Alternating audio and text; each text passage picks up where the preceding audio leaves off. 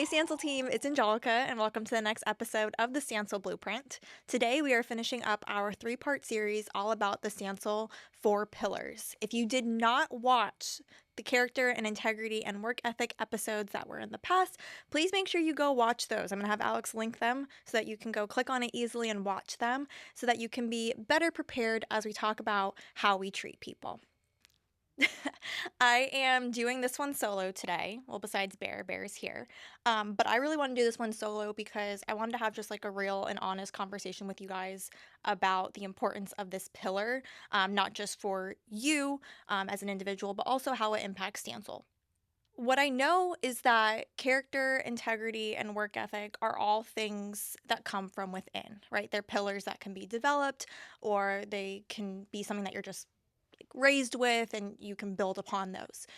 But how you treat people, that one is a choice, right? How you show up, how you interact with people, how you decide to react to things, that's your choice.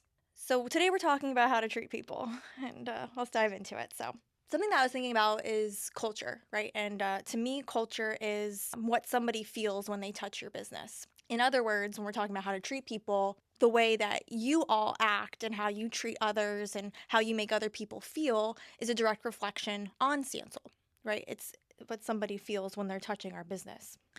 In the early days of Stansell, John would say, we're a customer service company that happens to be good at construction.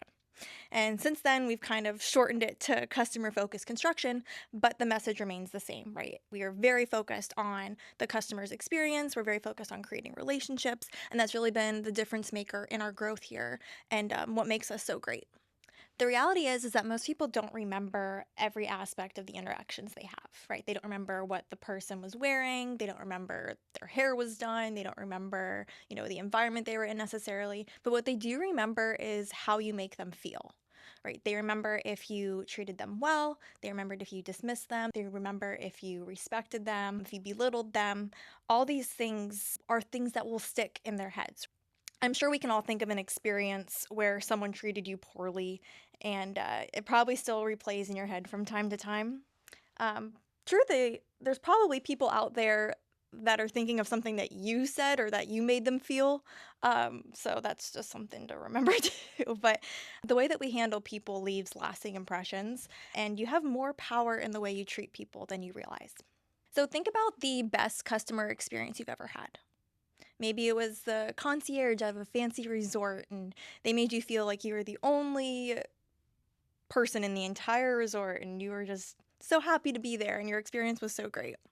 Now think of the worst customer service experience you've ever had. That one probably you can think of quicker because those are the things you remember, right? I remember I once walked into a doctor's office and I literally just walked into this big waiting room and walked up to the receptionist and she didn't greet me. She just stared at me and was like, What do you want? and I was like, my name is Angelica, I have an appointment.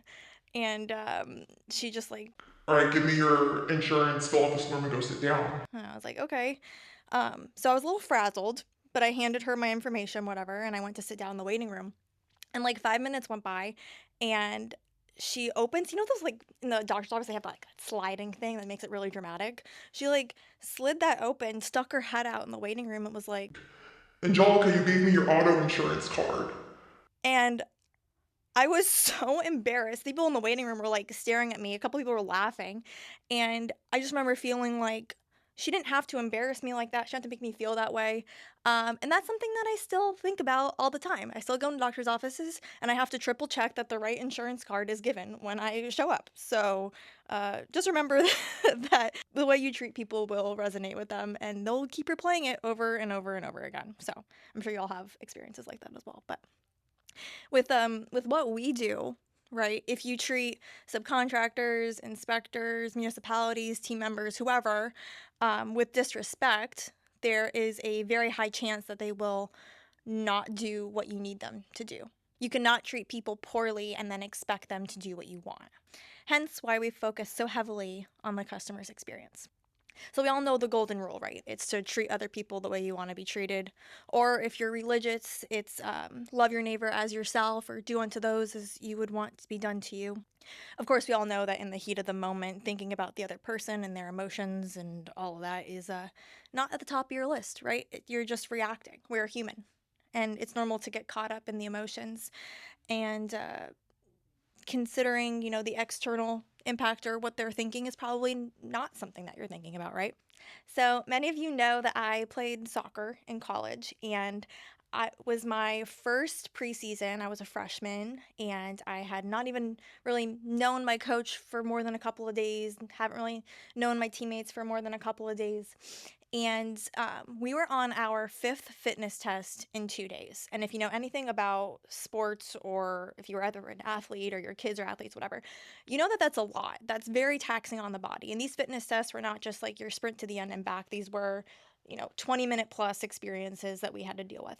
So we were on our final one. It was the fifth one. And we were all obviously exhausted, right? We were burnt out. We had, it was just a lot, okay? And as a freshman, I had great work ethic. So I showed up and I was sprinting my heart out, and I was not going to brag, but I was at the top, whatever. But a lot of the other girls were complaining, right? They were physically showing the emotion of it all. And I remember our coach like screamed, like, "Stop, like, everyone get over here." And like, so we all came over and we were looking at her, and she just went off on us. She was yelling, she was screaming. And I don't remember like her entire monologue, but I know she finished with she was like, "Shut up, grow up, suck it up." And it like took us all back, and we actually wrote it on sticky notes and put it in our lockers to remember that moment. But our coach's words and actions in that moment dictated the entire season. We did not win a game. We did not show up as a team. We did not enjoy that season at all. And I think about that experience often because it kind of really showed me what type of leader I did not want to be and what kind of team I did not want to build. And I saw like firsthand that the way the leader acted and the way the leader treated people directly impacted the success of the team. And it was obvious to me that people will act in accordance to how you treat them, right? If you treat them with love, with kindness, and respect, odds are they will reciprocate that, right? They'll give that to you. Here's another thing I learned, that trust and respect is built on how you show up, not on how you perform. I want you all to think about yourself for a second. Are you good at your job? Odds are, if you work for Stansell, the answer is yes. Okay, so you're good at your job.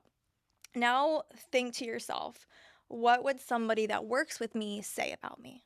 If that question makes you nervous, that's okay, but it is something to be cautious of, because you can be really damn good at your job, but if you don't treat people well, you will not get the level of results that you're after. So here are a few things that I learned when it comes to how to treat people, and it's helped me be better. And I'm going to read these so I don't forget them. But the first one I wrote down is to smile more. It's amazing what happens when you just like crack a smile, and it makes people feel just kind of at ease, right? They want to be around you. Number two is be genuinely interested in other people. It's amazing when people feel heard and listened to, that they tend to be more engaged. They tend to want to do things for you, right? They feel like they're important to you.